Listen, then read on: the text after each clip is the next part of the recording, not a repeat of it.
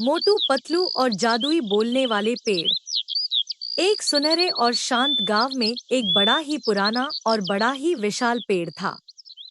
वह पेड़ अपनी शाखाओं से उच्च ऊंचाइयों में फैली हुई थी।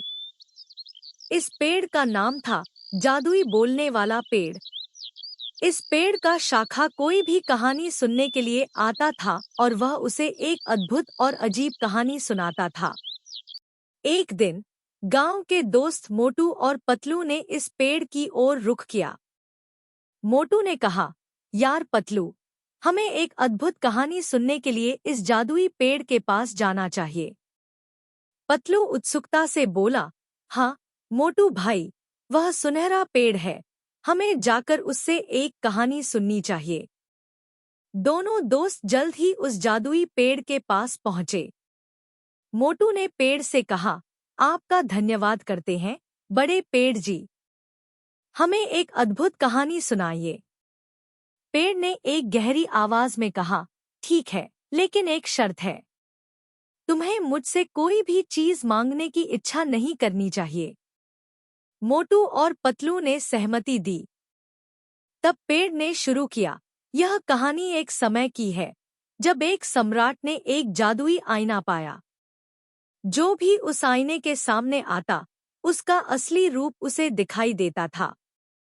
लेकिन सम्राट ने अद्भुत ताकत का इस्तेमाल किया और आईना खो दिया। पेड़ ने रोककर अगली कहानी कहने को कहा और तब उस समय से वह जादुई आईना गायब हो गया है। मोटू और पतलू ने दिल से सुनी और उन्होंने पेड़ को धन्यवाद कहा। फिर वे अपने घर की ओर लौट आए।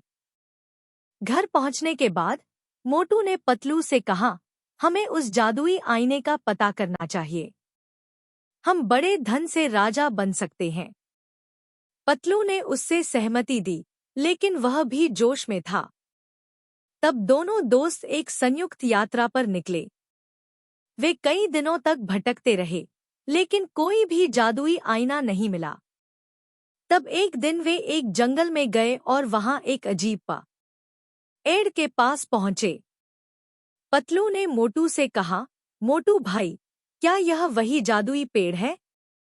मोटू ने हंसते हुए कहा, हाँ पतलू, लगता है कि यही वह पेड़ है। हमें उससे पूछना चाहिए कि वह हमें उस जादुई आईने का पता बता सकता है या नहीं। दोनों दोस्त उस पेड़ के पास गए और मोटू ने कहा, क्या तुम्हें पता है कि जादुई आईना कहाँ है? पेड़ ने गर्व से कहा, हाँ, मुझे इसके बारे में पता है, लेकिन तुम्हें मुझसे एक शर्त माननी होगी। मोटू और पतलू ने सहमति दी।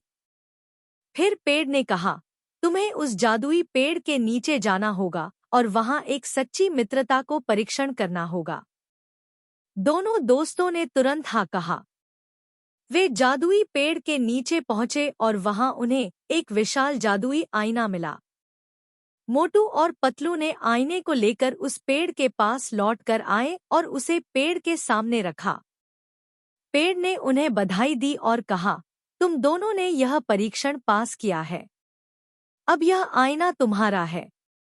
इसका उपयोग अच्छे कामों में करो और कभी भी अन्य किसी का अपमान न करो। मोटू और पतलू ने धन्यवाद किया और आईना लेकर अपने गांव की ओर लौट आए। उन्होंने आईने का उपयोग अच्छे कामों में किया और अपने गांव को सुखी और समृद्ध बनाया।